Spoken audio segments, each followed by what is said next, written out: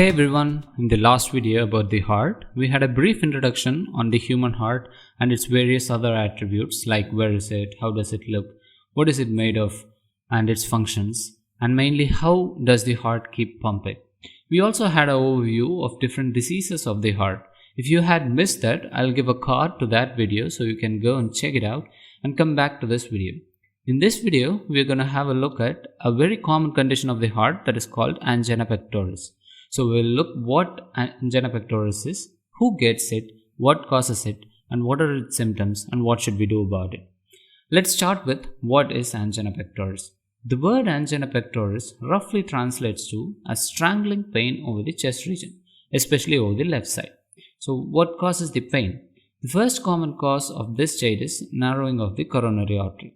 Like we discussed in the last video, an artery is a blood vessel that carries oxygenated blood to all the parts of our body. And a coronary artery is a blood vessel that carries oxygenated blood to the muscles of the heart. And the muscles of the heart are called as myocardium. Now, what does narrowing of the coronary artery mean? When the vascular structure of the coronary artery is normal, blood passes through it freely without any restrictions. However, this is not the case for everyone. In some people, these arteries may be clogged with fatty plaques, blood clots, thrombus, etc. And their presence inside a blood vessel compromises the vascular structure. And by that I mean they block the arteries partially or completely, making it difficult for the oxygenated blood to pass through. And without oxygenated blood, the heart muscles cannot function efficiently. This basically makes it difficult for the heart to pump blood when the demand increases. When we rest, the heart pumps normally.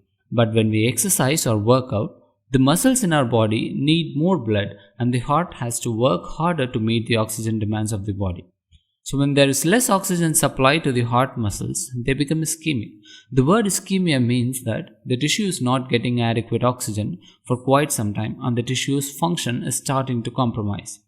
When the coronary arteries are blocked and the heart muscles are affected, we call it as cardiac ischemia or myocardial ischemia. And myocardial ischemia is the underlying cause of the pain, which is a symptom of angina pectoris. This chest pain can also radiate to the nearby regions like the upper left arm, the jaws, and even the back. Now let's look at the types of angina. There are three types of angina pectoris. The first type is the stable angina. This type of angina presents with chest pain that is relieved with rest. That is, the pain starts when we exert ourselves and relieves when we rest. The next type is unstable angina. This type of angina presents with chest pain that does not go away that easily. In fact, unstable angina causes chest pain even when you rest. Now let's talk a bit more about each type. Let's start with stable angina. As I mentioned earlier, this is the most common type of angina pectoris. Stable angina is when at least 70% of the coronary artery is blocked by plaques or thrombus. This also means that the blood flow is reduced by 70%. Even though 70% of the artery is blocked, the heart can manage the blood and oxygen demands when we are resting. The problem starts only when we start exerting ourselves.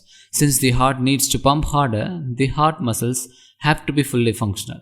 If there is ischemia in any region of the heart muscle, then it causes the chest pain. We must also note that more than one coronary artery can be affected with plaques and cause hypoxia and ischemia in multiple regions. And enlargement of the heart muscle is another cause of myocardial ischemia. The heart wall is divided into three layers, that is, pericardium, the topmost layer, followed by myocardium, and the endocardium. Enlargement of any of these layers can affect the proper blood flow to them. And how that happens is, these layers are supplied with oxygenated blood by the coronary arteries. The arteries perfuse the blood from the top layer and moves inward to the deeper regions. But when the heart muscles enlarge, the deeper layers do not get the oxygen. This is because the arteries cannot supply the blood in the extra areas. This causes ischemia in the hypoxic regions. This state is called a subendocardial ischemia. The ischemic tissues in the heart secrete two inflammatory mediators called the bradykinin and the adenosine. They act on the neurofibers present on the heart and cause the chest pain. In case of stable angina, the pain lasts for less than 20 minutes. Now let's talk about unstable angina. Unstable angina causes chest pain even when we rest. And the reasons for it being this severe or critical is because more than 70% of the coronary artery is blocked. This makes it difficult to maintain oxygenation and perfusion in the heart muscles. And sometimes the clots and plaques break into multiple small entities that travel into smaller arteries and block them too. This makes it a very painful condition. Both the stable and unstable angina cause subendocardial ischemia, but unstable angina is more critical as the pain is not relieved so easily. If the arteries are blocked for a long time, it results in myocardial infarction. Now, the term infarction means the final stages of ischemia where the cells in these tissues start to die. So it goes like this. Less oxygen causes hypoxia and hypoxia causes ischemia. Prolonged ischemia leads to infarction. This applies to all tissues in our body, and when this happens in the heart, we call it myocardial infarction. During ischemic states, the tissue is suffering from lack of oxygen, but it is still alive. When the blood supply comes back, these tissues have a chance at getting healthier. But in case of infarction, once the cells start to die, they die. No matter what we try to do, we cannot bring back dead cells. There is another type of angina called vasospastic angina, and the pain that occurs due to vasospastic angina can happen even when we rest. The vasospastic angina is also called as princemetal angina. This is caused by vasospasm or vasoconstriction of the coronary artery, and the pain due to this type is very frequent, and the exact cause of vasospasm is still unclear. And in comparison to stable and unstable angina, vasospastic angina affects both the blood vessels and the heart muscles. We can identify the type of angina by taking a look at the electrocardiogram. That is, in case of stable and unstable angina, we can see a depression in the ST segment. And in vasospastic angina, there will be an elevation of the ST segment. Now, how do we manage angina? What should be done? So, any type of angina needs to be treated before it gets worse and progresses into a more critical condition like congestive heart failure. So, the treatment has to be proper for any type of angina. This can be done with the right therapeutic strategies. And by therapeutic strategies, I mean the way that we choose to manage the condition. Let's start with stable angina pectoris. In stable angina pectoris, the chest pain is an outcome of high oxygen demands when we exercise and the inability of the heart muscle to pump as needed. And this is due to blocked coronary arteries that cause less perfusion. In this case, since the problem is a high oxygen demand to the heart muscles, which is clearly not met, the ideal strategy is to reduce the oxygen demand by increasing the perfusion or by suppressing the contraction of the heart muscle that needs more oxygen. There are two classes of pharmacological agents that can help us do it. They are called vasodilators and cardiac depressants, and taking them can reduce the oxygen demand. In vasodilators, we have subclasses called the Nitrodilators, which are drugs like isosorbide dinitrate, isosorbide mononitrate, etc. These drugs are taken immediately when the chest pain occurs.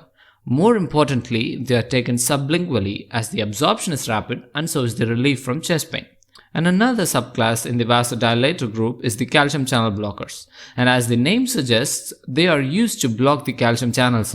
Now, why do we have to do that? Before that, let's take a look at what these channels are. Ion channels are gateways through which elements like sodium, potassium, magnesium, and calcium get in and out of the cells. In heart muscles, the influx of calcium causes the heart muscle to contract. So an open calcium channel makes it easier for calcium to get into the myocardium and causing them to contract. This means more work to the heart muscles, which in turn increases the oxygen demands. Now remember that our goal is to reduce the oxygen demand. So blocking these calcium channels will help us achieve it. The second category of drugs that are used to reduce the oxygen demand are the cardiac inhibitory drugs. There are two subclasses to it, and they are the calcium channel blockers, which we just talked about, and the beta blockers, which are further classified into selective beta blockers and non-selective beta blockers. Let's talk a bit more about the beta blockers. Beta blockers are drugs that block the beta adrenergic receptors that are present all over the heart muscle and the blood vessels.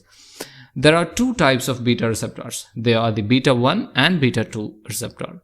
Drugs that block either of them are called non-selective beta blockers, and the drugs that specifically bind to either beta 1 or beta 2 and block them are called as selective beta blockers. The drugs in the non-selective beta blocker category are labetalol, nadolol, propranolol, and a few others. And in selective beta blocker 1 category, we have atenolol, bisoprolol, metoprolol, and a few others. Now let's move on to the therapeutic strategies for managing unstable and vasospastic angina. In both cases, that is, in unstable angina and vasospastic angina, the goal is to increase the oxygen supply. Since multiple coronary arteries could be blocked in case of unstable angina, we need to increase the oxygen supply to all the areas that has been affected. There are two categories of drugs that can do this. They are the vasodilators and the antithrombotic drugs.